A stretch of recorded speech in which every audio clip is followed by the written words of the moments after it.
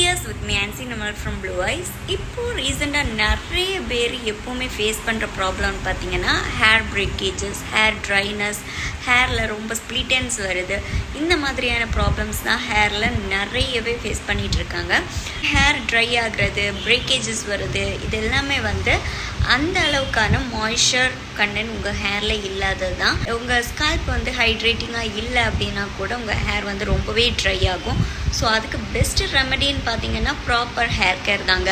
ஹேரில் அப்பப்போ நீங்கள் ஒரு ஸ்பா கொடுக்கணும், ப்ரோட்டீன் ட்ரீட்மெண்ட் எடுக்கணும். அதுக்கப்புறமா ஒரு ப்ராப்பரான ஷாம்பு, கண்டிஷ்னர், சீரம் இதை மஸ்ட்டாக நீங்கள் ஹேருக்கு யூஸ் பண்ணியே ஆகணும்.